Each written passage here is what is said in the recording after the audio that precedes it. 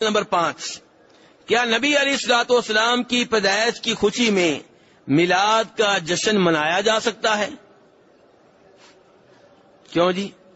نبی علیہ الصلوۃ والسلام دنیا میں تشریف لائے، ہر مسلمان اس بات پہ خوش ہے کہ آپ آئے اور الحمدللہ اللہ نے ہمیں آپ کا امتی بنایا۔ کیوں جی؟ سارے خوش ہیں، الحمدللہ بہت زیادہ خوش ہیں، اور اللہ کا شکر ادا کرتے ہیں کہ اللہ نے اپنے حبیب علیہ الصلوۃ والسلام کی امت میں ہمیں پیدا کیا، آپ کا امتی بنایا اور آپ کے اوپر ایمان لانے کی توفیق بھی دی۔ نبی علیہ الصلوۃ والسلام پیدا ہوئے تو آپ کے رشتہ داروں نے، آپ کے دادا نے، آپ کے چچا وغیرہ نے خوشیاں منائی، بڑے خوش ہوئے۔ تو نبی علیہ الصلوۃ والسلام کی پیدائش پہ آپ کے رشتہ دار خوش ہوئے ہیں۔ بلکہ اس سے بڑی بات آپ کو یہ بتاؤں جو آپ کو معلوم ہے لیکن اعتراف مجھ سے بھی سن لیں، کہ میرا بچہ پیدا ہو، میرے کسی عزیز کا بچہ پیدا ہو تو ہم بھی خوش ہوتے ہیں۔ بچے کے پیدا ہونے پہ خوشی ایک فطرتی چیز ہے، اس کے اوپر کیا اعتراض ہو سکتا ہے؟ کیوں جی کوئی اعتراض ہے؟ اعتراض پھر کس بات پہ ہے؟ اعتراض اس بات پہ ہے کہ جس دن وہ بچہ پیدا ہوا ہے اگلے سال اسی دن دوبارہ خوشی منانا، سالانہ طور پہ اس دن کو خوشی کا دن مقرر کر لینا، سالگرہ منانا، برتھ ڈے منانا، اس کے اوپر اعتراض ہے۔ نبی علیہ الصلوۃ والسلام جب مکہ سے مدینہ آئے، مدینہ والے بڑے خوش ہوئے، بلکہ آوازیں گونجیں، جاء نبی اللہ، جاء نبی اللہ۔ مسلم احمد کی روایت ہے، کہنے لگے اللہ کے نبی آ گئے، اللہ کے نبی آ گئے۔ مدینہ کی عورتیں خوش ہو رہی ہیں، مدینہ کے بچے خوش ہو رہے ہیں، مدینہ کے بڑے خوش ہو رہے ہیں۔ تو خوشی تو منائی گئی آپ کے آنے پہ، لیکن سوال یہ نہیں ہے، سوال یہ ہے کہ جس دن آپ مدینہ داخل ہوئے تھے وہ دن جب آئندہ سال آیا تو کیا اہل مدینہ نے اس کو بطور تہوار کے منایا؟ جی نہیں، یہ مسئلہ ہے۔ نبی علیہ الصلوۃ والسلام نے بدر کی جنگ جیتی، صحابہ کرام بڑے خوش ہوئے، آپ بھی خوش ہوئے، اس کے اوپر کوئی مسئلہ نہیں ہے۔ مسئلہ یہ ہے کہ جب بدر کا وہ دن جس دن وہ لڑائی جیتے تھے آئندہ سال آیا تو کیا اس کو بطور تہوار جشن کے منایا گیا؟ ایسا نہیں ملے گا آپ کو۔ مکہ فتح ہوا، مسلمان بہت خوش ہوئے، کیا آئندہ سال جب وہ دن آیا جس دن مکہ فتح ہوا تھا، کیا صحابہ کرام نے، نبی علیہ السلام نے اس کو بطور جشن منایا؟ نہیں، ایسی کوئی چیز آپ کو نہیں ملے گی۔ تو نبی علیہ الصلوۃ والسلام کے دنیا میں آنے پہ ہر مسلمان خوش ہے، 24 گھنٹے خوش ہے، پورا سال خوش ہے، پورا مہینہ خوش ہے، پورا ہفتہ خوش ہے، لیکن اس خوشی کے لیے ایک دن مقرر کر لینا، اس خوشی کے لیے ایک دن مقرر کر لینا اور اس دن کو عید قرار دینا، یہ سوال ہے۔ اور یہ امر جو ہے نبی علیہ الصلوۃ والسلام سے ثابت نہیں ہے۔ دیکھیے نبی علیہ السلام کے ہمارے اوپر کیا حقوق ہیں، یہ ہمیں کس نے سکھائے؟ جی بتائیے، آواز نہیں آ رہی۔ یہ آپ ہی نے سکھانے تھے، آپ ہی نے سکھائے ہیں، کیونکہ آپ مکمل دین دے کر گئے ہیں، مکمل دین کا آپ بھی حصہ ہیں، اپنے آداب آپ نے خود بتائے ہیں۔ یہ کس نے کہا ہے کہ جمعے کے دن خصوصی طور پہ میرے اوپر درود پڑا کرو؟ جی ہاں۔ یہ کس نے کہا کہ اذان کے بعد میرے اوپر درود پڑا کرو؟ یہ کس نے کہا کہ میرے اوپر سلام پڑھو گے تو فرشتے مجھ تک پہنچائیں گے؟ یہ کس نے کہا کہ میرے اوپر ایک بار درود پڑھو گے اللہ تمہارے اوپر 10 بار رحمتیں نازل فرمائے گا؟ یہ کس نے کہا ہے کہ جس کو مجھ سے ہر ایک سے بڑھ کر محبت نہیں ہے وہ مکمل طور پہ مومن نہیں ہے؟ کس نے بتایا؟ نبی اسلام نے۔ اپنے آداب بھی آپ نے خود بتائے ہیں۔ تو اگر آپ کے یوم پیدائش کو بطور عید منانا دین ہوتا، دین کا حصہ ہوتا، درست ہوتا تو آپ بتا کر جاتے۔ تو میرے بھائیو، آپ کے دین میں اضافہ کرنا جائز نہیں ہے۔ یہ کام جناب صدیق نے اپنے دور حکومت میں، جناب عمر نے، جناب عثمان نے، جناب علی نے، صحابہ کرام کے دور حکومت میں یہ کام نہیں ہوا۔ اس کی ابتدا سب سے پہلے کس نے کی؟ اگر نیکی کا کام ہوتا ہے اس کی ابتدا نبی علیہ السلام کرتے۔ چلے 2 منٹ کے لیے ہم فرض کر لیتے ہیں کہ آپ بھول گئے تھے تو جناب صدیق کر لیتے، جناب عمر کر لیتے، جناب عثمان، جناب علی اتنے بڑے محب رسول ہیں صلی اللہ علیہ وسلم، لیکن ان میں سے کسی نے نہیں کیا۔ اس کا آغاز کیا ہے تو مصر کے ان فاطمی حکمرانوں نے کیا ہے جو ممبر و محراب پہ صحابہ کرام کو گالیاں دینا عبادت سمجھا کرتے تھے۔ اس کا آغاز کرنے والے وہ ہیں، اس کا آغاز کرنے والے وہ ہیں جو قرآن پاک میں تحریف کا عقیدہ رکھتے ہیں، اس کا آغاز کرنے والے وہ ہیں جو جناب علی کو، جناب حسین کو، جناب فاطمہ کو مشکل کشا سمجھنے کا عقیدہ رکھتے ہیں۔ اگر نیکی کا کام ہوتا تو اس کا آغاز کوئی صحیح العقیدہ مسلمان کرتا۔ اس کا آغاز کرنے والے وہ لوگ کیوں ہیں جن کا خود اسلام جو ہے وہ مشکوک ہے؟ تو میرے بھائیو، اس لحاظ سے بھی یہ کام غلط ہے، اور اس لحاظ سے بھی غلط ہے کہ ترمذی شریف کی حدیث ہے، نبی علیہ الصلوۃ والسلام مدینہ آئے، مدینہ والے کئی دنوں کو بطور جشن منایا کرتے تھے، 2 دن منایا کرتے تھے۔ آپ نے پوچھا بھائی مدینہ والوں یہ کیا دن ہیں؟ کہنے لگے یہ ہماری کھیلنے کودنے اور خوشیوں کے دن ہیں۔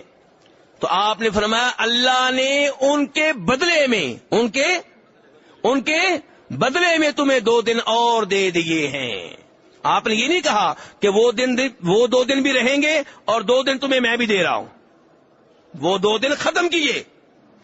فرمایا ان 2 دنوں کے بدلے میں اللہ نے تمہیں 2 دن اور دے دیے ہیں، ایک عید الفطر اور ایک تو اسلام میں سالانہ عیدیں کتنی ہیں؟ تیسری کوئی عید نہیں ہے میرے بھائیوں۔ اور میرے بھائیوں عجیب بات یہ ہے کہ نبی علیہ الصلوۃ والسلام جب مکہ سے مدینہ آئے ہیں، آپ یہاں پہ رہے ہیں، فوت ہو گئے ہیں، جناب صدیق حکمران بنے ہیں، جناب عمر حکمران بنے ہیں، تو مسلمانوں کی میٹنگ ہوئی۔ میٹنگ کا مقصد کیا تھا کہ ہم کوئی نہ کوئی اپنا سال مقرر کریں، تاریخ مقرر کریں، یعنی کہ عیسائیوں کی تاریخ سے ہم الگ ہو جائیں، ہماری اپنی تاریخ ہونی چاہیے۔ جیسے عیسائی کہتے ہیں عیسوی کون سا سال چل رہا ہے ابھی آج کل؟ 2016، یعنی کہ جناب عیسیٰ علیہ السلام کو فوت ہوئے کتنے سال ہو گئے؟ 2016۔ تو مسلمانوں نے کہا کہ اپنا سال ہونا چاہیے۔ اب عیسائیوں کا سال کہاں سے شروع ہوتا ہے؟ جناب عیسیٰ علیہ السلام کی، جناب عیسیٰ علیہ السلام کی بولیے پیدائش سے۔ اگر مسلمان نبی علیہ الصلوۃ والسلام کے یوم پیدائش کو اہمیت دینے والے ہوتے تو اپنی تاریخ کا آغاز آپ کی پیدائش والے سال سے کرتے، لیکن مسلمانوں نے، صحابہ کرام نے مسلمانوں کی تاریخ کا آغاز آپ کی ہجرت کے سال سے کیا ہے، پیدائش والے سال سے نہیں کیا۔ کم از کم ہمیں یہاں سے سمجھانا چاہیے تھا۔ ہم یہیں سے اندازہ کر لیتے کہ صحابہ کرام نے آپ کے یوم پیدائش کا اہتمام نہیں کیا، اور آپ کے یوم پیدائش کے عدم اہتمام کا علم ہمیں یہاں سے بھی ہوتا ہے کہ پرانے علماء میں، جتنے بھی پرانے علماء کرام ہیں، ان میں اختلاف ہے کہ نبی اسلام کب پیدا ہوئے ہیں۔ اگر انہوں نے آپ کے یوم پیدائش کا اہتمام کیا ہوتا تو یہ اختلاف سب کو پتا ہوتا، فلاں دن کو وہ جشن منایا کرتے تھے، خوشی کے طور پہ منایا کرتے تھے، لیکن نہیں۔ یہاں پہ تو صورتحال یہ ہے، کچھ علماء کرام کہتے ہیں کہ آپ 9 ربیع الاول کو پیدا ہوئے، کچھ کہتے ہیں آپ 10 کو پیدا ہوئے، کچھ کہتے ہیں آپ 11 کو پیدا ہوئے، اور کچھ کہتے ہیں آپ 8 کو پیدا ہوئے، کچھ کہتے ہیں کہ آپ 10 محرم کو پیدا ہوئے، ربیع الاول کے مہینے میں پیدا ہی نہیں ہوئے۔ آپ حیران ہوں گے یہ کہنے والے کون ہیں جانتے ہیں؟ شیخ عبدالقادر جیلانی۔ شیخ عبدالقادر جیلانی رحمہ اللہ کا موقف ہے کہ آپ علیہ السلام 10 محرم کو پیدا ہوئے ہیں، اور پاک و ہند میں جو گروہ سب سے زیادہ آپ کے یوم پیدائش کا اہتمام کرتا ہے، ان کے بانی کا موقف ہے، ان کے بانی کا موقف ہے، ان کے مؤسس کا موقف ہے کہ نبی علیہ السلام 8 ربیع الاول کو پیدا ہوئے۔ تو یہ جشن کب منایا جا رہا ہے؟ جس کے بارے میں سب مانتے ہیں کہ اس تاریخ کو آپ فوت ہوئے ہیں، اور جن کے دادا وغیرہ زندہ ہیں ان سے پوچھ لیں کہ آپ کے دادا کی جوانی کے سالوں میں 12 ربیع الاول کو کیا کہتے تھے؟ 12 وفات کہتے تھے. یہ 12 وفات تھا. یہ وہ دن تھا جس دن صحابہ کرام رونے لگے, جس دن صحابہ کرام کی آنکھوں کے سامنے اندھیرا چھا گیا, جس دن جناب فاطمہ رو رہی تھیں, جناب انس رو رہے تھے, جس دن کے غم کی وجہ سے جناب بلال نے مدینہ چھوڑ دیا تھا, جس دن جناب عمر فاروق اتنے غمگین تھے کہ انہوں نے یہ ماننے سے انکار کر دیا کہ آپ فوت ہو گئے ہیں, جناب صدیق نے ایتیں سنا کر منوایا کہ آپ واقعی فوت ہو گئے ہیں. یہ تو وہ دن ہے جس دن صحابہ کرام رو رہے تھے, آپ اس دن جشن کیوں منا رہے ہیں؟ یہ کس بات کا جشن ہے؟ جس دن نبی اسلام فوت ہوئے اسی دن جشن منانا آپ کو یاد آیا؟ تو میرے بھائیو, یہ ہر لحاظ سے غلط ہے. اس میں عیسائیوں کی مشابہت ہے, اس لحاظ سے بھی غلط ہے. تو میرے بھائیو, یہ بدعت ہے, غلط ہے, اور یہ عمل نہیں کرنا چاہیے. اور اس کے بعد بھائی کہتے ہیں میلاد کا ایک مطلب یہ ہے کہ نعتیں پڑھنا کسی گھر میں جمع ہو کر. میرے بھائی, نبی علیہ الصلوۃ والسلام کی شان میں صحابہ کرام نے شعر پڑھے ہیں, قصیدے پڑھے ہیں, اس میں کوئی شک و شبہ نہیں ہے.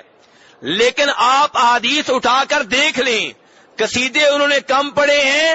عام گفتگو میں نبی علیہ السلام کا ذکر زیادہ کیا ہے, آپ کی حدیثیں سنائی ہیں, آپ کے نماز کا طریقہ سنایا ہے, آپ کے روزوں کا طریقہ بتایا ہے, آپ کے حج کے احوال بتائے ہیں. اس انداز میں انہوں نے نبی علیہ السلام کی سیرت زیادہ بیان کی ہے, شعروں میں کم بیان کی ہے.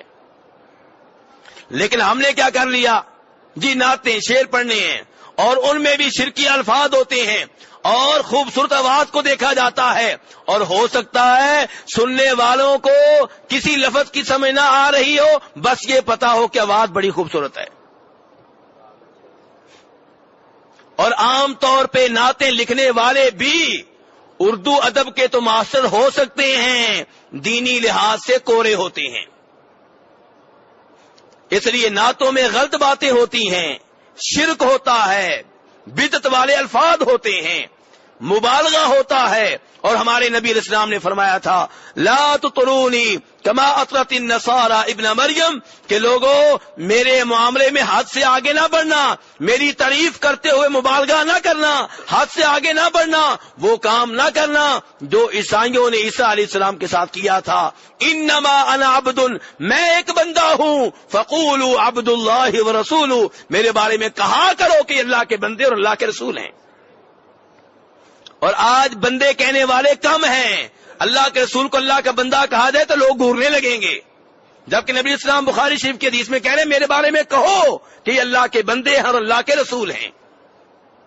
آج تو مقابلہ لگا ہوا ہے کہ کون نبی اسلام کی شان میں حد سے زیادہ آگے بڑھے گا, جبکہ آپ نے کہا تھا میری تعریف کرتے ہوئے حد سے آگے نہ بڑھنا. یہاں تو یہ صورتحال ہے کہ نسائی شریف کی حدیث ہے, ایک صحابی نے کسی بات پہ نبی اسلام کو کہہ دیا ما شاء اللہ وشئت, اے اللہ کے رسول وہ ہوگا جو اللہ چاہے گا اور آپ چاہیں گے, جو اللہ چاہے گا اور آپ چاہیں گے. آپ ناراض ہو گئے, فرمایا اجعلتنی للہ ندا, تو نے مجھے اللہ کا شریک بنا دیا ہے. کہو ما شاء اللہ وحدہ, کہ جو تنہا اللہ چاہے گا وہی ہوگا. اسی لیے علماء کرام کہتے ہیں کہ اگر کسی اور کی مشیت کا ذکر کرنا ہے, مثلا آپ کہنا چاہتے ہیں اپنے کسی رشتہ دار سے, اپنی فیکٹری کے مالک سے, ٹھیک ہے جی جیسے آپ چاہیں گے ویسے ہوگا, یہ جملہ صحیح ہے کیونکہ یہاں آپ نے اللہ کا ذکر نہیں کیا, آپ کو پتا ہے اصل اللہ ہی ہے, لیکن مقابلہ نہیں کیا آپ نے.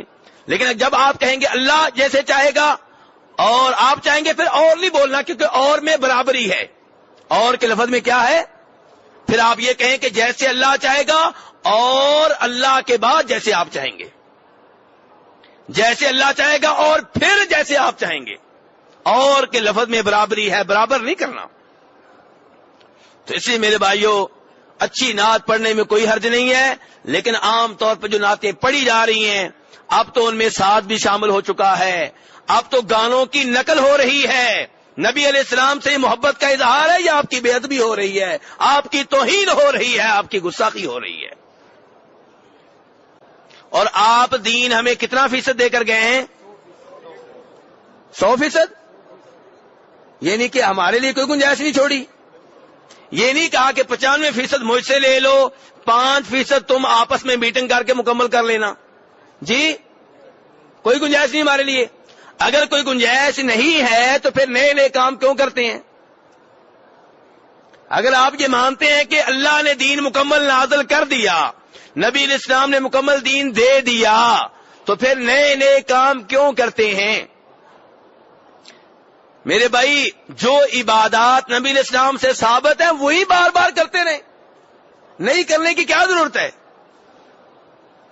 تو اس لیے میرے بھائی، آپ علیہ السلام کے یوم پیدائش کو بطور تہوار منانا درست نہیں ہے، کیونکہ یہ کام آپ نے نہیں کیا. 1,00,000 سے زائد صحابہ کرام میں سے کسی صحابی نے نہیں کیا، 4 اماموں نے نہیں کیا، شیخ عبدالقادر جیلانی رحمہ اللہ نے یہ کام نہیں کیا. اس کام کی ابتدا سب سے پہلے مصر کے ان حکمرانوں نے کی تھی جو اپنے آپ کو فاطمی کہتے تھے، جناب فاطمہ کی طرف منسوب کرتے تھے، اور ممبر و محراب پہ صحابہ کرام کو برا بھلا کہتے تھے، انہیں گالیاں دیتے تھے، ان کے اوپر لعنتیں بھیجتے تھے. انہوں نے سب سے پہلے یہ تہوار منانے شروع کیے، اور وہ 5-6 طرح کے تہوار مناتے تھے. نبی علیہ السلام کا، جناب علی کا، جناب فاطمہ کا، جناب حسن کا، جناب حسین کا، اور وقت کے بادشاہ کا. تو جس کام کا سنگ بنیاد رکھنے والے نبی علیہ السلام نہیں ہیں، صحابہ کرام نہیں ہیں، پہلی 3 صدیوں میں وہ کام نہیں ہوا، اس کی بنیاد رکھنے والے اور طرح کے لوگ ہیں، تو آپ ان کی پیروی میں یہ غلط کام کیوں کر رہے ہیں؟